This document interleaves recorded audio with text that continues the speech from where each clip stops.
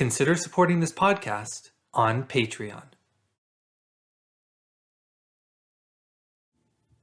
On this episode of the What is Asia podcast, I interview Sean Lawrence, a professor of history at West Virginia University, to talk about the German-funded environmental transformation of Turkish Anatolia in the early 20th century.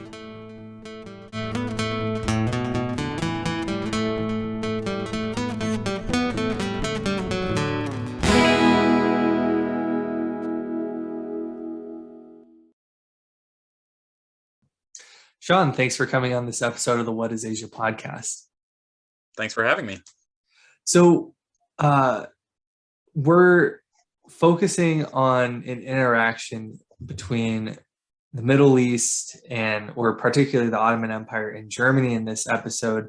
Can you just start by giving people an overview of what it is that you're writing about in your research? What are the main arguments? And can you give a little bit of historical and geographical context to what it is that you're discussing? Yeah, absolutely. So I'll start with the latter part of the question to give a bit of context for these spaces, right? So the Ottoman Empire, expands through much of what we consider today to be the Middle East and North Africa, and through to the 19th century, also much of what is Southeastern Europe, today the area we usually call the Balkans. And for much of the Ottoman Empire's existence, it was an empire that existed, since the 13th century, essentially. And for much of that time, it was primarily actually an empire of Southeastern Europe. So in the 19th century, the empire began to, pieces of its territory began to break off as, sort of fledgling nation states began to, cause trouble on the sort of the margins of the empire, and that included a lot of the territories in the Balkan Peninsula of Southeastern Europe. And so what my dissertation is interested in is looking at how the loss of that space impacted sort of the Ottoman approach to what is often today called development or development theory sometimes, particularly in the areas that are today Anatolia and as well as parts of sort of Mesopotamia, Syria, Iraq, and the Levant. And I argue that through the Ottoman Empire's sort of development of a relationship with the German Empire, which was a kind of a new force on the world stage in this period, that through this relationship, the Ottomans actually began to try to do something that was quite unique, which is to try to really re-engineer the spaces under their control, the remaining spaces, that is sort of Anatolia, and particularly the Anatolian plateau, in the image of the landscapes and environments that they had lost, that is, of Southeastern Europe. Just to give people a little bit more clarity, perhaps terms particularly like the Levant and Anatolia might be unfamiliar to some. Can you just give a little bit more context to what exactly those two spaces are? Absolutely, yeah. So when we talk about Anatolia, we're basically talking about what is today the country of Turkey. And so this is in Western Asia. It's or the Eastern Mediterranean, depending on what your frame of reference is, right? And it's really kind of the landmass. It's also called Asia Minor sometimes. It's really the landmass that sort of bridges the continental divide between Asia and Europe. So, for example, the capital of the Ottoman Empire was the city of Istanbul, and Istanbul is literally a city that straddles both continents. So half of Istanbul is on the European side of Anatolia, that is the sort of what is called the Peloponnese, the space that we often think of associated with Greece today, and the other half is in Asia, is the sort of Anatolian side, right? The rest of those spaces that today kind of fall under what we call the Middle East, quote unquote, is including Syria to the east of Anatolia, and the Levant basically describes what is today Lebanon and Israel and Palestine. That is the sort of the strip of land that is the sort of the Eastern Mediterranean that sort of dovetails with Egypt and with the North African area. So you talk about how a big player in the environmental transformation of Anatolia was the Deutsche Bank. Can you start by talking a little bit about how this relationship came to be in the first place? And why did the Deutsche Bank agree to fund these environmental projects in Anatolia? What were the benefits from their point of view? It's a great question.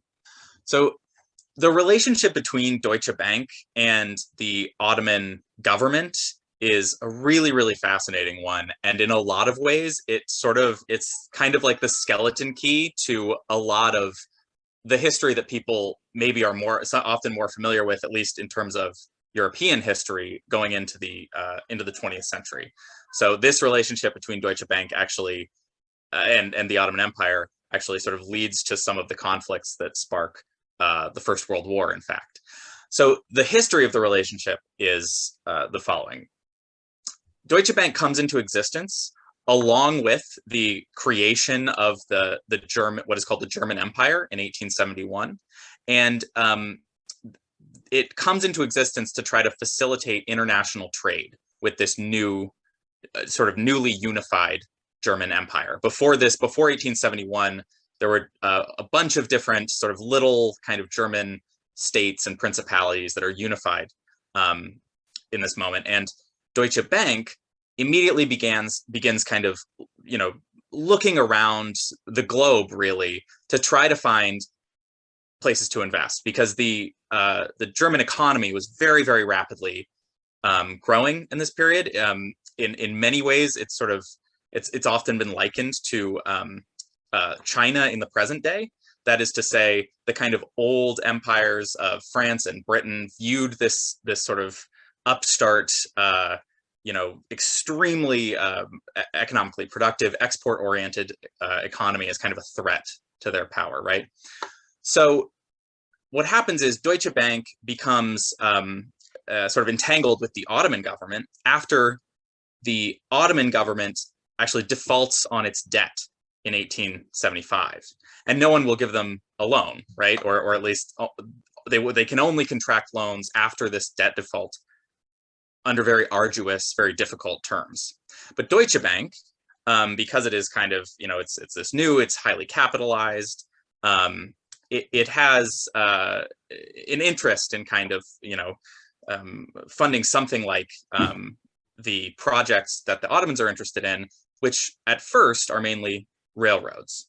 So Germany, or Deutsche Bank, I should say, offers the Ottomans a series of loans to build sections of a railroad that the sort of, at least if you believe the propaganda at the time, this was to link Berlin all the way to Baghdad. So it was called the Berlin-Baghdad Railroad.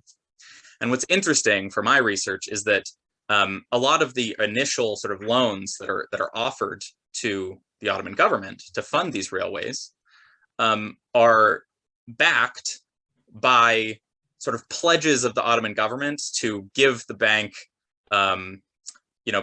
basically various little productive parts of its environment. That is to say, the very first loan is called the fisheries loan, and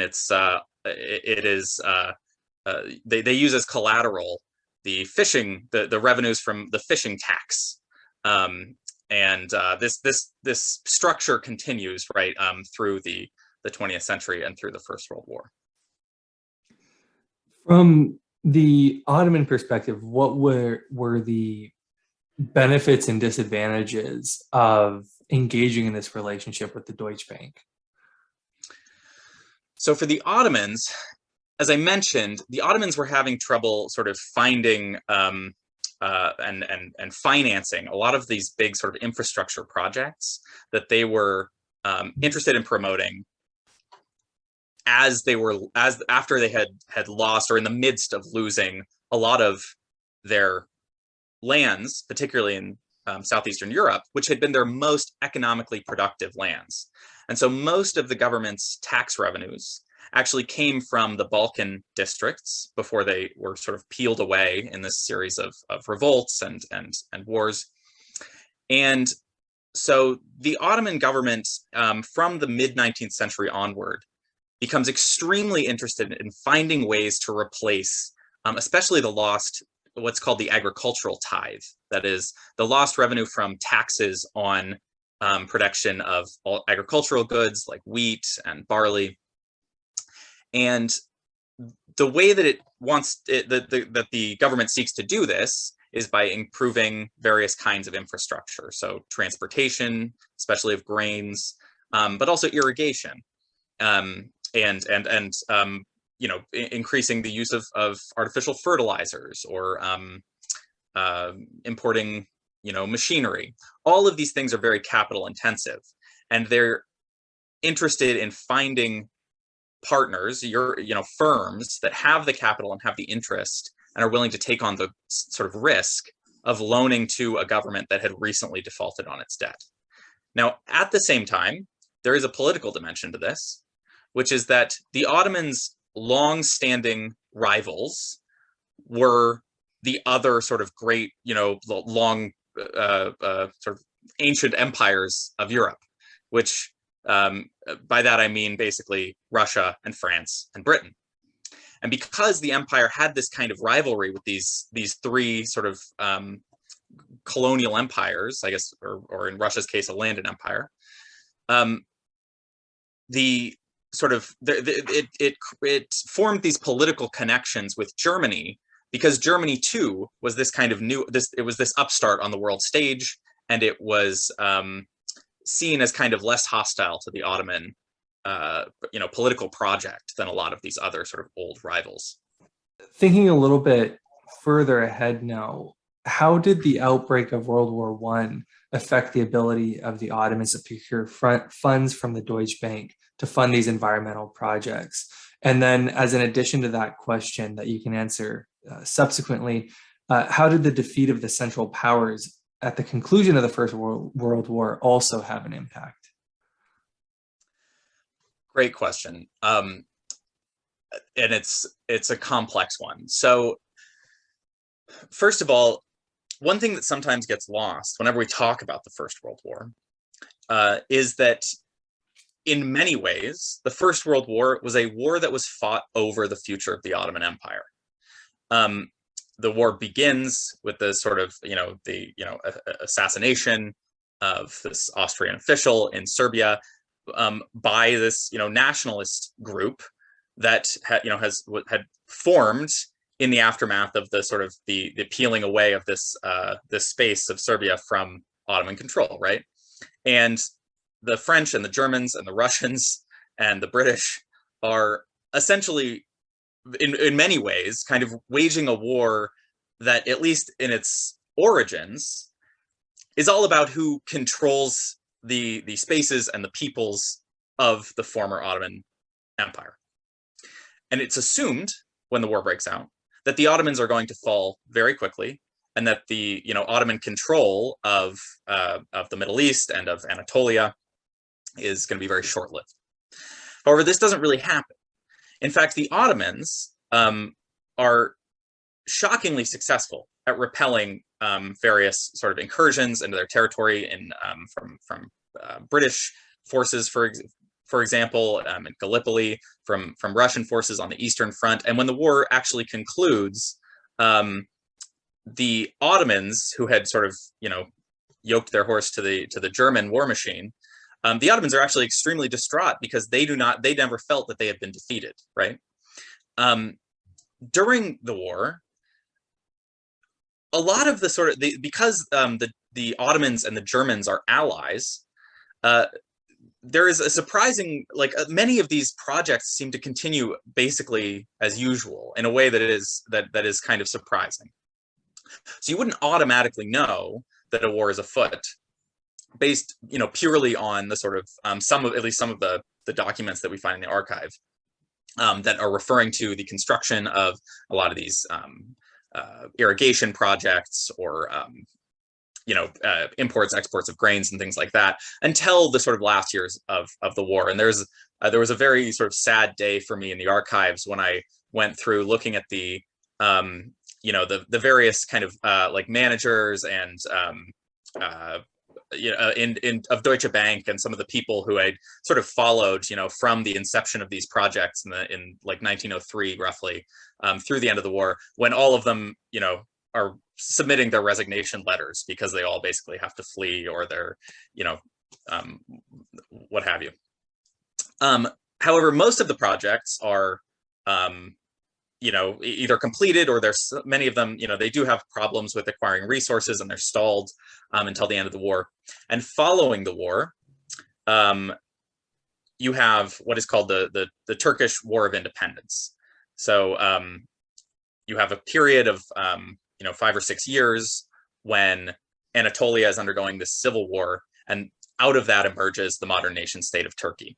And once that happens, many of these projects are like functionally nationalized, but many are not. And essentially, in the case of the railway that I described earlier, the Berlin-Baghdad Railway, the government continues to pay to service the debt on this railway for sort of an extended period. Thinking even more forward into the future, how do the effects of these environmental projects linger even today? Are there any continuations of these environmental projects that we can still see in modern Turkey today, even after they've been nationalized?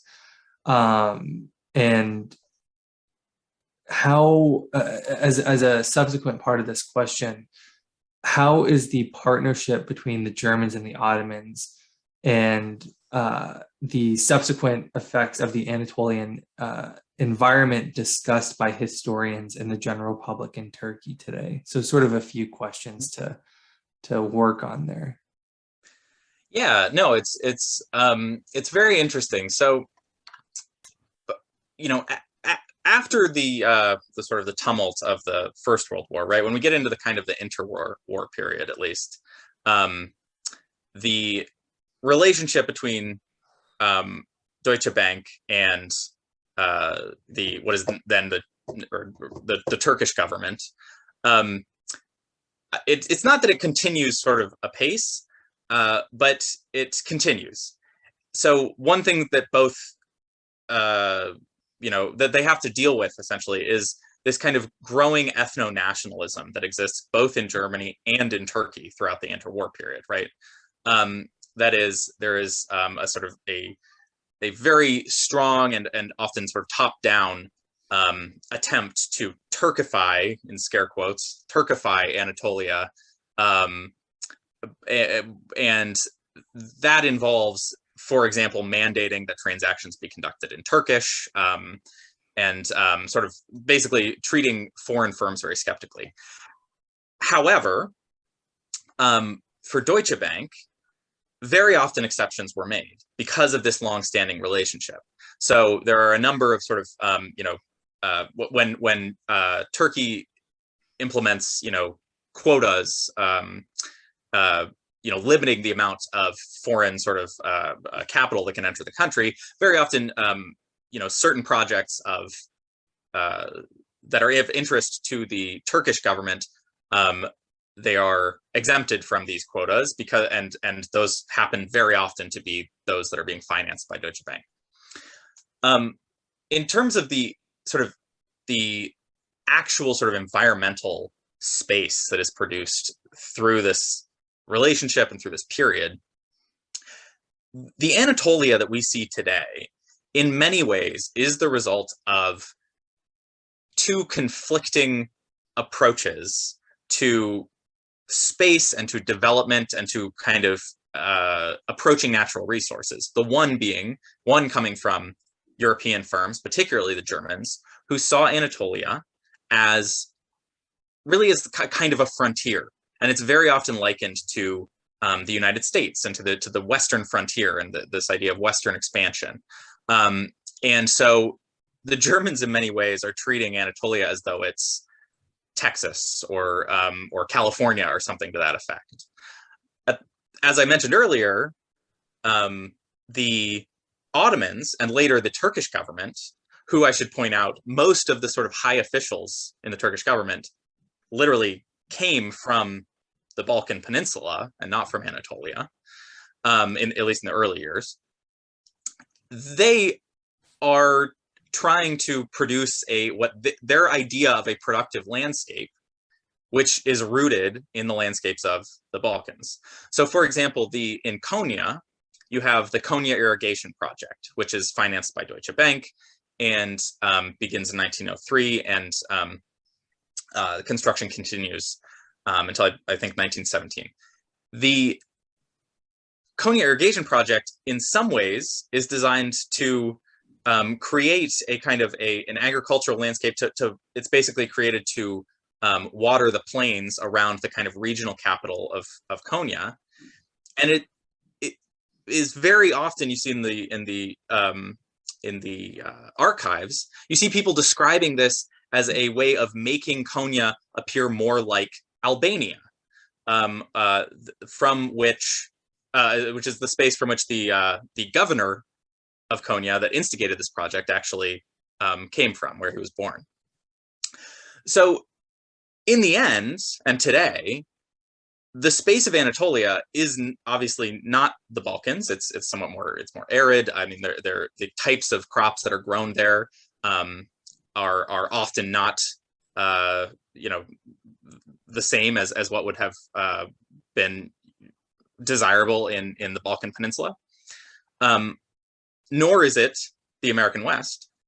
But there are ways in which the types of crops, for example, cotton, which is grown in large abundance in the East as a result of a lot of this sort of state capital alliance in creating export crops. The types of wheat, for a long time, opium was a big and tobacco as well. These are all sort of all of these crops that are through the late 19th century and early 20th century that are sort of associated with the creation of export agriculture in Anatolia. They are the groundwork that is laid there is laid as this kind of mishmash, this kind of hybrid of two separate ideas of what productive space looks like. And today, Anatolia really is a kind of, I mean, that's when you look out at this sort of the landscape of the Anatolian plateau, in a lot of ways, it does resemble some kind of mixture of what you would expect to see in kind of American style agriculture and sort of Balkan style agriculture. When you talk to Turkish people, or in any of the times that you may have spent in Turkey, were historians or even the general public thinking about this historical time period in a certain way? Were they thinking about the effects of it that may linger today in a certain way? If at all, what kinds of conversations did you have around this topic? Yeah, very often this period and the types of sort of the projects and the sort of the kinds of events that I'm interested in looking at, the processes I'm interested in looking at, are typically treated in terms of diplomatic history and the kinds of relationships that developed between the Ottomans, so-called, and the Germans, so-called. And very often what gets lost is the actual land itself. So this is something that I found. Where that is not true is when I spoke to basically farmers, right? So people who are not engaged directly in history. And for them, the transformation of the landscape is very much not so much a story about, it's not so much a story about politics or international politics in any way, but it is very much a story about capital and who is funding the farms that are in existence today, the types of crops that are grown there, and who is actually benefits from them. An example of this that sort of still exists today is the case of what's called Tuzgulu, the salt lake, which is a space in central Anatolia, and it's where Turkey today gets most of its domestically consumed salt. And that lake, it should be noted, was very deliberately placed on the map of this Berlin-Baghdad railway and the railways that were produced, that many of which still today transport huge amounts of salt, because the foreign creditors of the Ottoman government were given they were basically offered the government's monopoly on salt taxes, and so creating sort of an easier way to export and to move the salt of this sort of like this particular lake around the country. They had this direct financial interest in. In terms of how actual historians have treated this, recently there's been a really, really exciting sort of blossoming of approaches that take the kind of environmental questions that I'm interested in into account. So Chris Gratian has a new book out. He's the sort of the main guy who looks at Eastern Anatolia, and who looks at the ways that a lot of this kind of nexus of environmental questions and questions about capital basically helped to create the ways in which the Ottoman government dealt with various populations, including nomads and new immigrants, and how they're settled according to the needs of the government, or what the government believes that its needs is vis-a-vis environmental resources.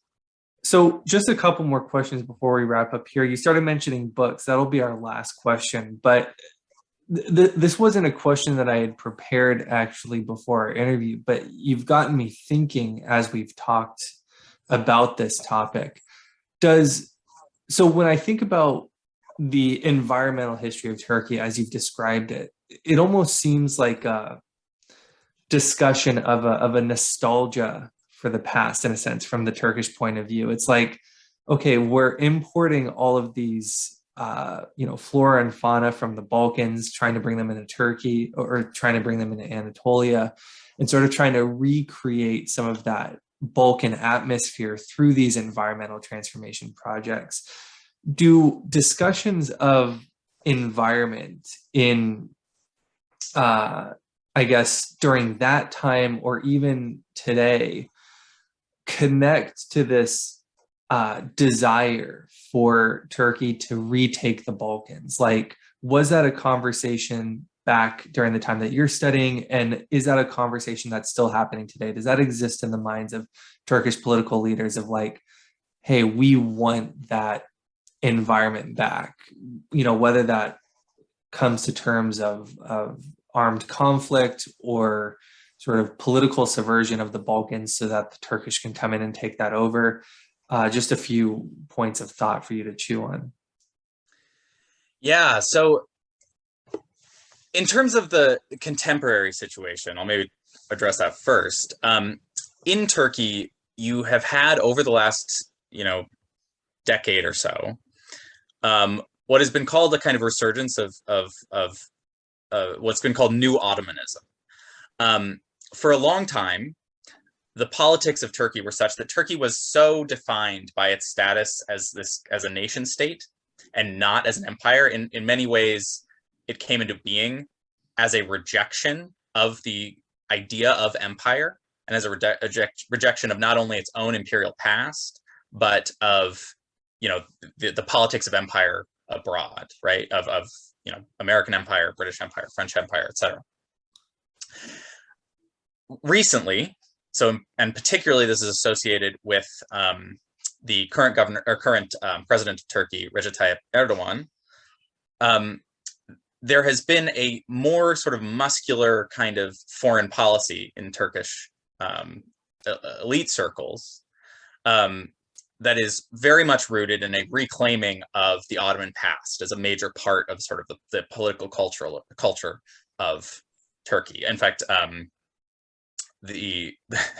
Erdogan himself has built a very sort of impressive, massive, gleaming white palace, essentially, in the middle of Ankara, that is this kind of supposed to be a sort of fusion of Ottoman and Turkish modern, the Ottoman past and sort of the Turkish modernity in terms of its styling.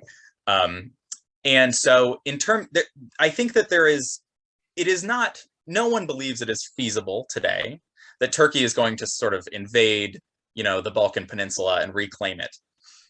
However, there are constantly and continuously, there is this tension with many of the Balkan states, particularly with Greece. All right, so Turkey and Greece have a very sort of sordid and contentious history that's rooted in this post World War I period, where a tremendous amount of violence is inflicted on both sides. You have, for example, the island of Cyprus, which continues to be split down the middle, and is occupied on one side by Greek and one side by Turkey. Which is all by way of saying, in terms of the sort of like practical sense, there probably is no immediate plan to sort of reconquer the Balkans in any military sense. However, what you said about nostalgia, it really is the core of it, because what ends up happening is that the idea of an imperial project for the Ottomans of the late 19th century really becomes redefined. That is, it is no longer, because it cannot be, an expansionist project, but rather it becomes a new project whereby the government attempts to kind of consolidate and transform the territory under its control. And the sort of this kind of nostalgia for spaces that were lost becomes kind of rechanneled into recreating those spaces and recreating the landscapes and the social formations that existed in those spaces, to recreating those in the territories that the empire still possessed. And in a lot of ways, I think that the sort of Turkish political project has continued that legacy throughout the 20th century, where the development of Anatolia was very often, discussed among political elites and very often carried out using techniques and discourses that are extremely similar, if not identical, to those that began in the late 19th century under the sort of this Ottoman kind of what's called the reform period of the Ottoman Empire. Before we go, if someone's listening to this and they'd like to know a little bit more about the interactions between the Ottoman Empire and the Deutsche Bank, or just sort of this general time period of Ottoman history, what would be one or two books that you would recommend? Yeah, well, so I must admit I haven't read it yet, but Chris Gratian's new book is I've read other things of his, and he's really a superstar in this field, and always has fascinating sort of approach to these questions. There are two authors, Onur Ünal and Yavuz Köse, who published a book recently called Nature, Empire. What is it? Nature and Power. Nature, Power in the Ottoman Empire, I think it is. Sorry, yeah, which is an edited volume that has contributions, but it deals with environmental history in this period, and more expansively within the Ottoman sort of period, and takes really seriously these questions of how space and environment and landscapes need to be kind of taken seriously in this historiographical space, as opposed to just treated as sort of the stage on which politics was carried out. And I would also just point out that Camille Cole is another sort of environmental historian of the late Ottoman period who has, I think her book isn't out yet, but I think a few of her articles on, for example, steamships in the Ottoman era are really, really interesting and take a very, very interesting, have an interesting perspective on how technology was appropriated and adapted and evolved to carry out a lot of these kinds of projects.